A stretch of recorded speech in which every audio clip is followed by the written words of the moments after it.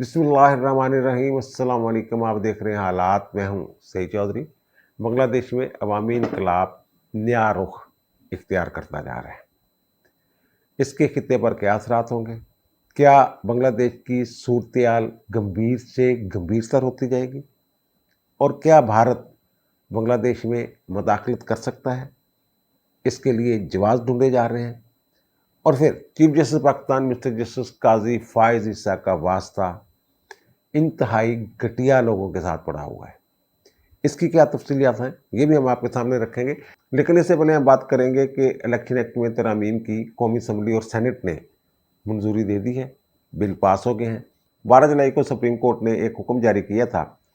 13 जजों पर मुश्तमिल फुल कोर्ट थी और उसमें से 8 जजों ने अक्सरियत राय के साथ ये हुक्म जारी किया था कि जो अक़लियतों की और ख़वातीन की मखसूस नशिस्तें हैं, अज़ाफ़ी मखसूस नशिस्तें, वो PTI को दे दी जाए। अच्छा, PTI इस केस में फ़रीक नहीं थी, ना ही ये किसी तरफ से दरख्वास्त आई थी। ये सुन्नी इत्तेहाद कौंसिल की अपील थी, किसी तरफ से कोई दरख्वास्त नहीं आई थी। सवालात भी पूछे गए मुकला से कि क्या ये PTI को नशिस्तें दी जा सकती हैं।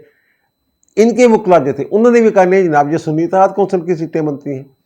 तो लेकिन इन्होंने ये 8 जजों ने ये फैसला दे दिया अक्सरियत राय के साथ, जनाब ये सीटें जो हैं PTI को दे दी जाएँ। तो ये हुक्म था।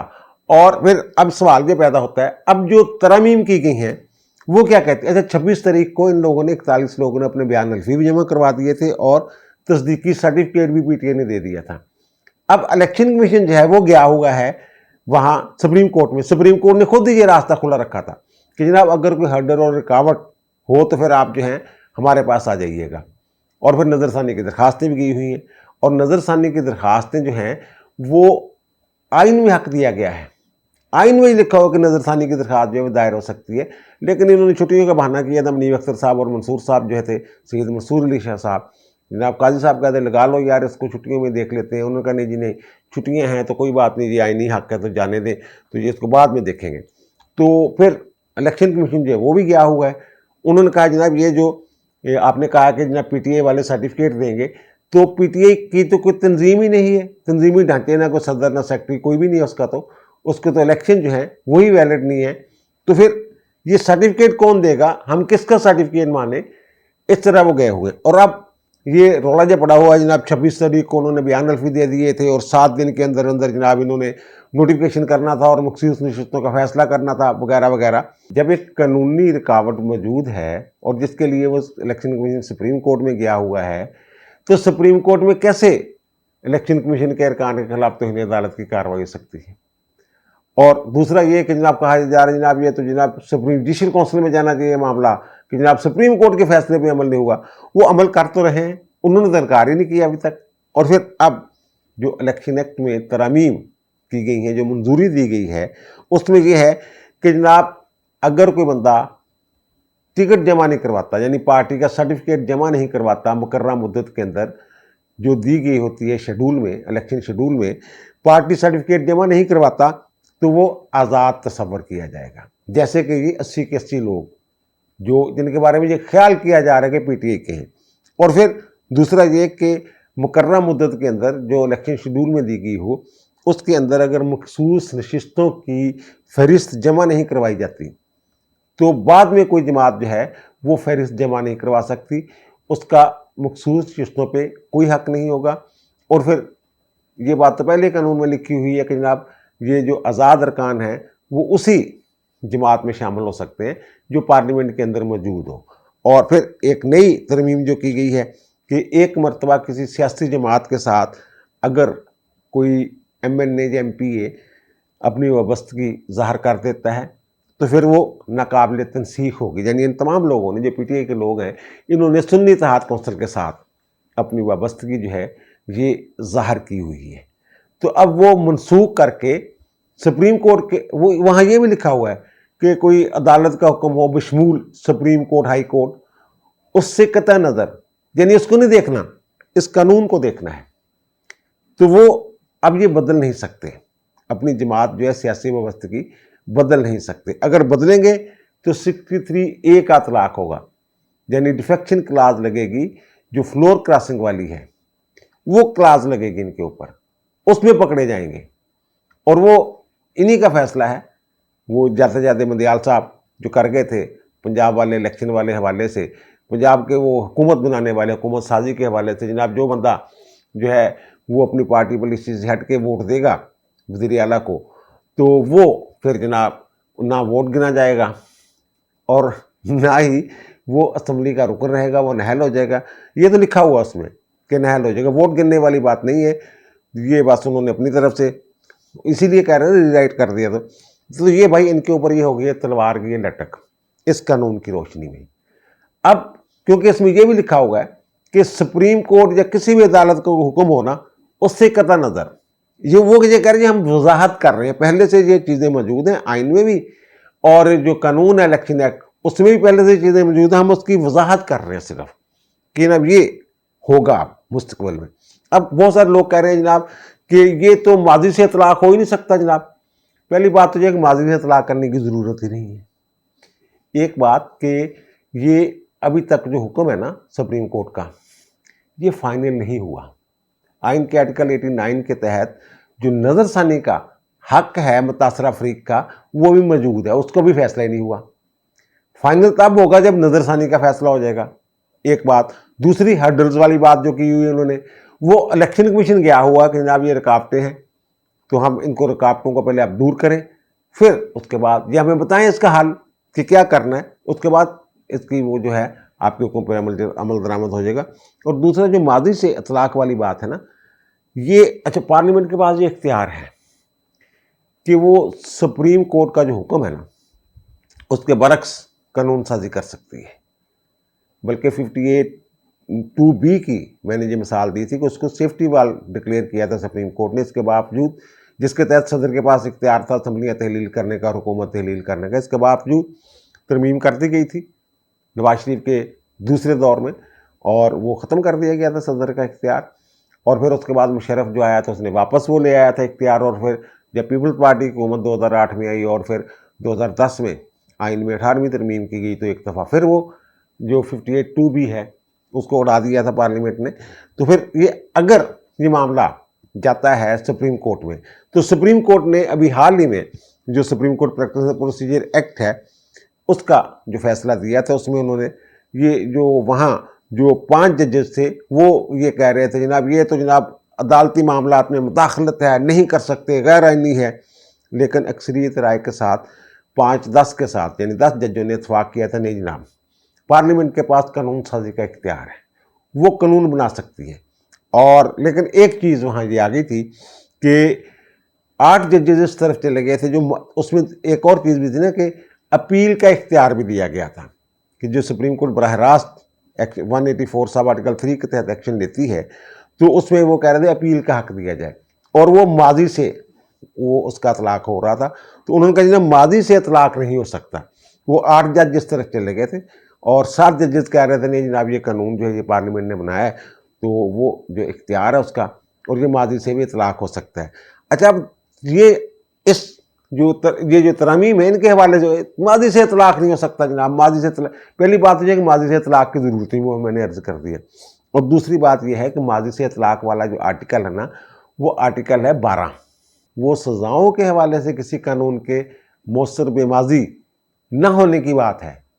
یعنی کوئی اگر شخص کوئی کسی اقدام کا ارتکاب کرتا ہے جو اس وقت کسی قانون کے تحت جرم نہیں تھا، تو بعد میں اگر اس اقدام کو، اس حرکت کو، اس کام کو جرم قرار دیا جاتا ہے تو ماضی کے اس اقدام کی وجہ سے اس کو مجرم قرار دے کے سزا نہیں دی جا سکتی، یہ تحفظ دیا گیا ہے۔ لیکن اس میں جو ہائی ٹریزن ہے نا، سنگین غداری آرٹیکل 6 والی آئین توڑنے والی بات، اس کو استثناء بھی ہے۔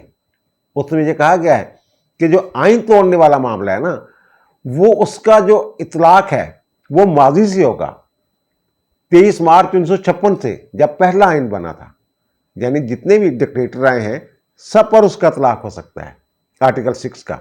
اچھا بہرحال یہ تو ایک الگ بات ہے نا، وہ سزاؤں والا معاملہ ہے، اور وہ جو اپیلیں کہا تھا نا مؤثر بے ماضی نہیں ہو سکتی، تو اس میں بہت ساری اپیلیں ایسی بھی تھیں، ایسے بھی معاملات تھے جو فوجداری جو کاروائیوں سے متعلق تھے، مثلا توہین عدالت کی سزائیں ہوئی تھی لوگوں کو تو اس کے خلاف بھی اپیل کر سکتے تھے وہ، تو وہ کہہ رہے تھے اس لیے وہ جو ہے، اور ویسے بھی یہ ڈیبیٹیبل معاملہ ہے.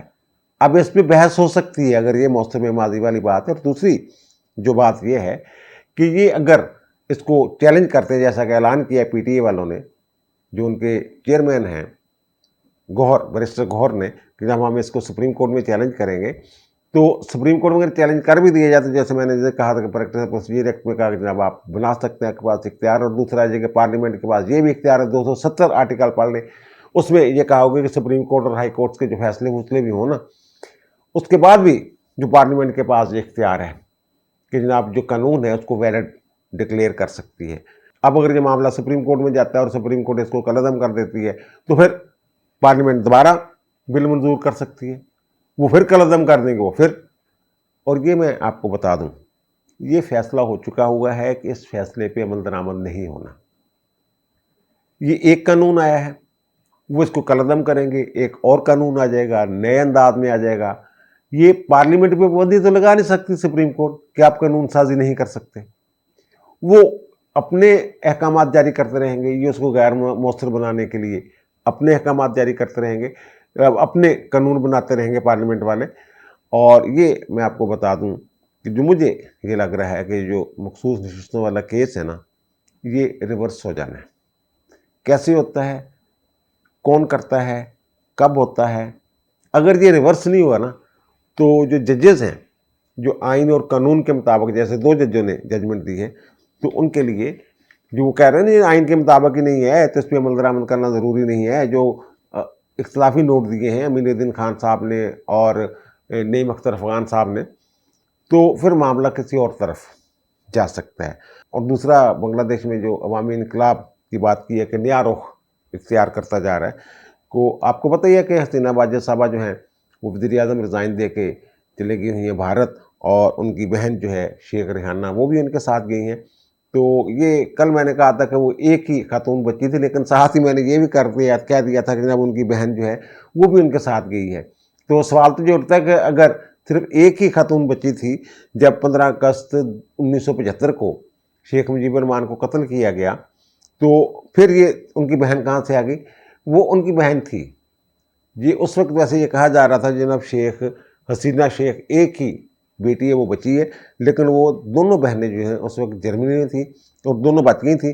اور شیخ ریحانہ کے بارے میں یہ پتہ چلا ہے کہ ان کے پاس جو ہے وہ برطانوی نیشنلٹی ہے، وہ تو وہاں چلے جائیں گی، لیکن ان کا مسئلہ بنا ہوا ہے حسینہ واجد صاحبہ کا کہ جناب یہ کہہ رہے ہیں جناب برطانیہ میں ہم لے لیں گی پناہ کی درخواست دینا چاہتے ہیں، لیکن وہاں ایسے وہ کہتے ہیں جناب ہمارا تو ایسا قانون ہی نہیں کہ جناب ویزا ہی سیاسی پناہ کا دیں، ہم یہ نہیں ہو سکتا، آپ آئیں تو آپ آ کے جناب یہاں جو ہے وہ سیاسی پناہ کے لیے درخواست دیں. اور دوسرا، امریکہ نے ان کا جو ہے ویزا ہی کینسل کر دیا ہے. مودی سرکار نے حسینہ واجد اور ان کی بہن کو عارضی پناہ تو دے دی ہے، لیکن وہ مستقل پناہ دینے کے موڈ میں نظر نہیں آ رہے. تو یہ آپ کو یاد ہوگا محمد رضا شاہ پہلوی جو ایران کے آخری شہنشاہ تھے، تو امریکہ کے بڑے قریب تھے. جب وہ گئے ہیں نا وہاں سے، تو وہ 1979 میں انقلاب آیا تو وہ خصوصی طیارے پہ، وہ جب انہوں نے بڑی کوشش کی میں امریکہ میں ان کو سیاسی پناہ مل جائے، نہیں ملی کبھی ایک ملک، یعنی کہ وہ 1 سال تک در بدر پھرتے رہے تھے. آخر 1980 میں مصر نے ان کو سیاسی پناہ دی اور وہاں پہ ہی ان کا انتقال ہوا تھا. اسی طرح کی صورتحال جو حسینہ واجد کے ساتھ بنی ہوئی نظر آ رہی ہے. اور جو میں کہہ رہا ہوں کہ انقلاب نیا رخ اختیار کرتا جا رہا ہے، تو یہ ایک تو یہ دیکھیے کہ جو پی ٹی آئی والے جسے کہہ رہے ہیں غدار کون، یہ فوج کو غدار کہہ رہے تھے، یہی کہا کی تصویریں لگا کے، اور شیخ مجیب کی، اور شیخ مجیب کو ہیرو بنا رہے تھے جناب، وہ عوامی مینڈیٹ کے ساتھ جیت کے آیا تھا، اس کو اقتدار ملنا چاہیے تھا، وہ غدار نہیں تھا، وغیرہ وغیرہ. وہاں کے لوگ جو ہیں اب اپنا غصہ نکال رہے ہیں. اچھا، بہت سارے لوگ کہہ رہے ہیں جی اس وجہ سے وہ حسینہ واجد کا باپ ہے. اور بھائی اگر ان کا وہ بابا قوم ہے تو پھر اس پہ کیوں غصہ نکال رہے ہیں؟ انہوں نے مجسمے گرائے گئے، توڑے گئے، بلکہ بعض جگہوں پہ تو شرمناک سلوک کیا گیا شیخ مجیب کے مجسموں کے ساتھ. اور پھر جو امریکہ میں ان کا قونصلیٹ ہے بنگلہ دیش کا، وہاں لوگ داخل ہو گئے اور انہوں نے وہاں شیخ مجیب کی تصویریں جو ہیں ہٹا دی، یعنی بابا قوم کی تصویریں ہٹا دی انہوں نے. اور شیخ مجیب کے بارے میں کل ہی میں نے یہ کہا تھا کہ وہ انتہائی بھارت نواز تھے اور حسینہ واجد بھی انتہائی بھارت نواز ہیں. اور یہ جو اب وہاں صورتحال بنتی جا رہی ہے، وہاں عبوری حکومت کے بارے میں انہوں نے کہا جناب، پہلے تو کہا جناب جو اسٹوڈنٹ لیڈر تھے انہوں نے کہا جناب یہ پارلیمنٹ جو ہے نا یہ اسمبلی توڑے، تو صدر صاحب نے اسمبلی توڑ دی. پھر انہوں نے کہا جناب جو محمد یونس صاحب ہیں ان کی سربراہی میں حکومت بنائیں. محمد یونس صاحب وہ نوبل انعام یافتہ ہیں، گرامین بینک والے، جنہوں نے وہ غریبوں کو تھوڑے تھوڑے مالیت کے قرضے دیے تھے اور وہ انہوں نے ڈیولپ کرنے میں غریبوں کی ترقی کے لیے بڑا کام کیا تھا، اس لیے ان کو نوبل پرائز ملا تھا. اور یہ جو حسینہ واجد نے ان کو کرپشن کے الزام میں پکڑ کے اندر کر دیا تھا.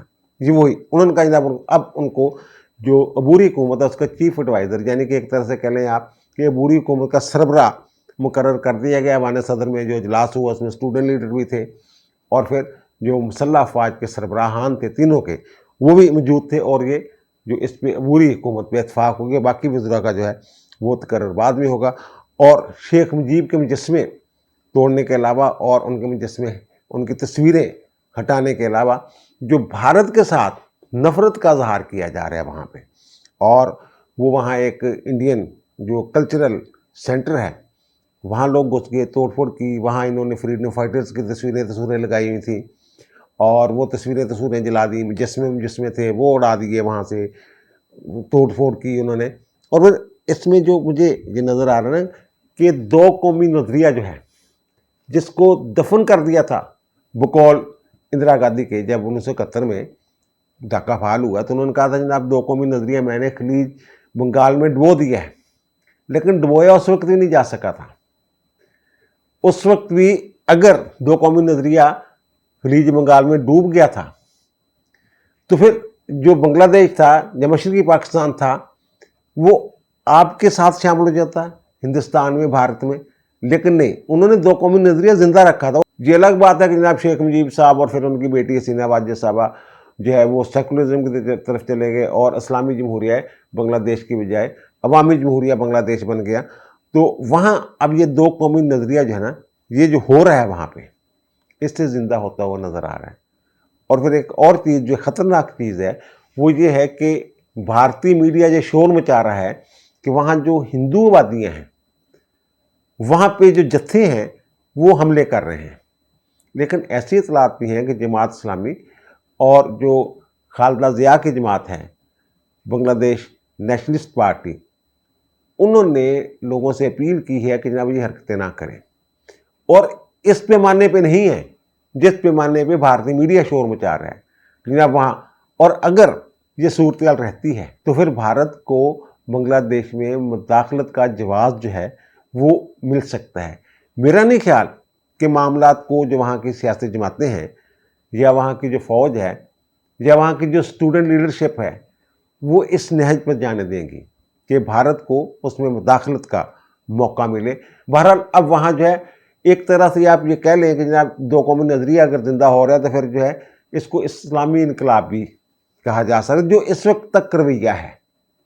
اور جس طرح نفرت کا اظہار کیا جا رہا ہے ہندوستان کے ساتھ، اور جو ان کے بابائے قوم تھے اب نام نہاد بابائے قوم ہو گئے، جو قوم نے تو اب ان کو مسترد کر دیا ہے شیخ مجیب کے ساتھ، تو پھر یہ لگ رہا ہے کہ جناب یہ ایک طرح سے اسلامی انقلاب ہی ہے. کیونکہ جو بنگلہ دیش نیشنل پارٹی ہے خالدہ ضیاء والی وہ بھی اسلام پسند جماعت ہے، جماعت اسلامی بھی اسلام پسند جماعت ہے. اور آخری بات یہ کہ میں کہہ رہا تھا نا یہ جسٹس قاضی فائز عیسیٰ کا جو ہے یہ انتہائی گھٹیا لوگوں کے ساتھ پالا پڑا ہے. وہ کیا ہے؟ اب ہوا یہ ہے کہ جسٹس قاضی فائز عیسیٰ اور ان کے بھائی عظمت عیسیٰ نے ان کی اراضی زیارت میں قائد اعظم ریزیڈنسی کے پاس جسے جلا دیا گیا تھا، شرح پسندوں نے جلا دیا تھا، دہشت گردوں سے دوبارہ تعمیر کیا گیا ہے، اس سے ملحقہ اراضی ہے. تو وہ انہوں نے اس میں سے 31,680 مربع فٹ جگہ جو ہے وہ انہوں نے وقف کر دی ہے قوم کے لیے، اور حکومت بلوچستان کو خط لکھا ہے. تو اب اس میں جناب شور مچا ہوا ہے.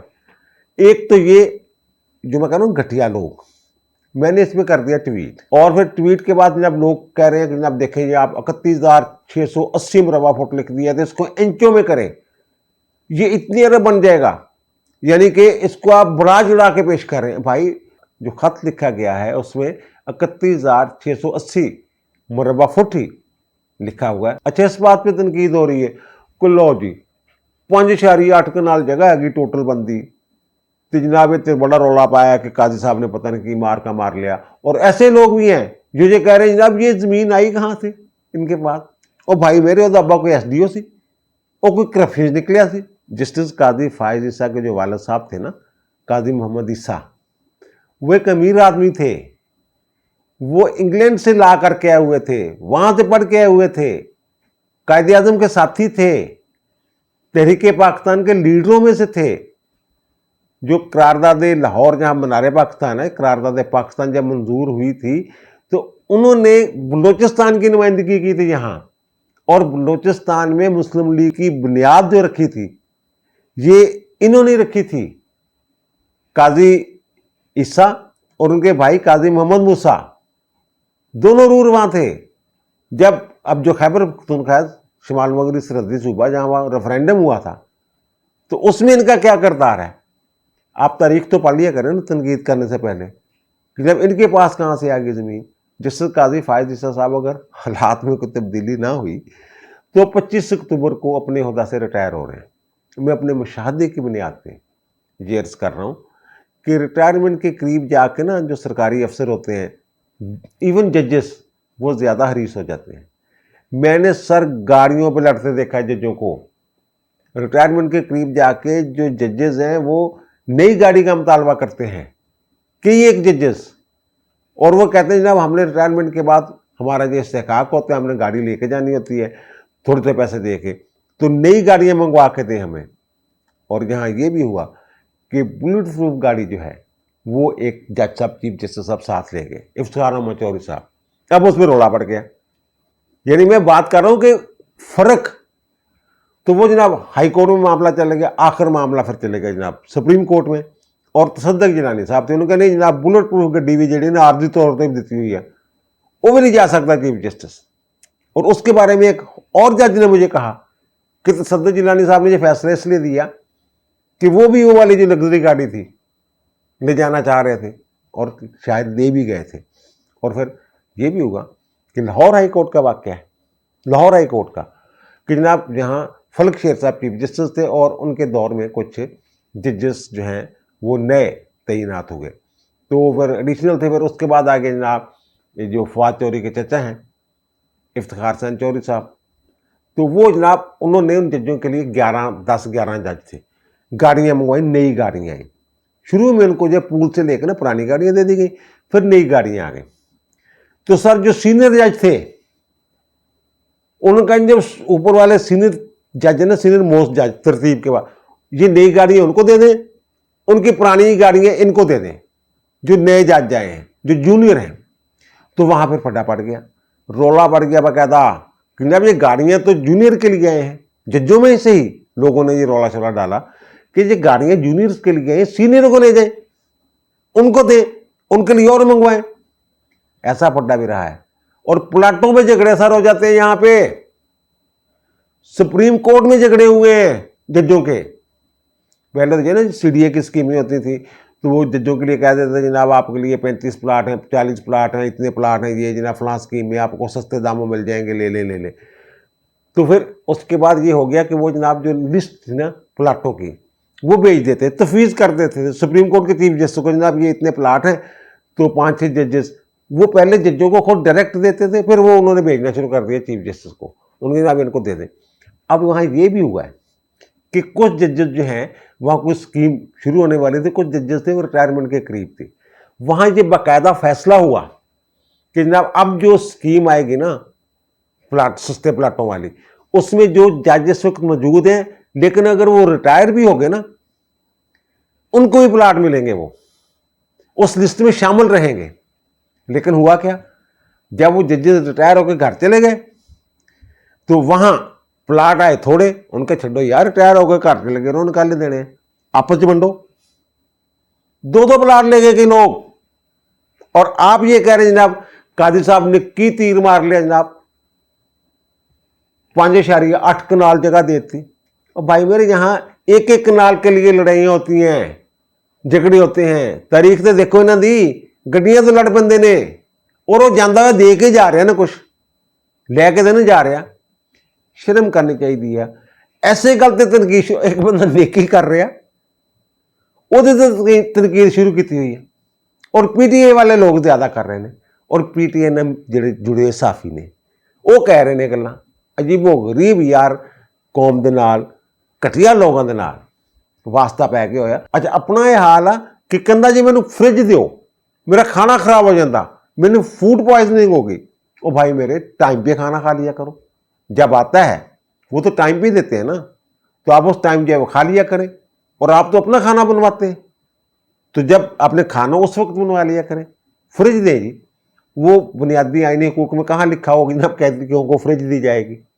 और वो जो चीफ जस्टिस हैं इस्लामाबाद हाई कोर्ट के आमिर फारूक साहब, उन्होंने कह दिया यार पहले पुछते लईए ना उन्होंने कोलों कि जनाब की सहूलत हैगियां ने और कानून की कहता, तो ये उस पर तनकीद शुरू हो गई। उन्होंने कहा जनाब ऐसे तो मैं फ्रिज नहीं ना दे सकता, इस पर तनकीद शुरू हो गई। जनाब ये क्या कह दिया? और भाई कानून की गल है भाई जी, कानून की गल है। कानूनदान ने कह रहा, वकील इन्हों का ट्वीट कर रहा कि जनाब ये क्या बात हुई, जब अदालतें ऐसा करेंगी। अदालत सही कर रही है भाई, ये दोनों कानून की समझ नहीं आ रही, ना ये कानून में समझ रहे हैं ना हालात में समझ रहे हैं।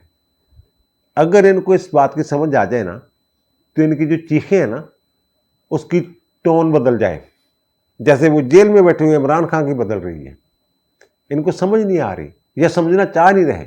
अब दीजिए मुझे इजाज़त, इंशाअल्लाह दोबारा मुलाकात होगी नए व्लॉग के साथ। अल्लाह ताला आप पर, मुझ पर, हम सब पर मेहरबान रहे। अल्लाह हाफ़िज़।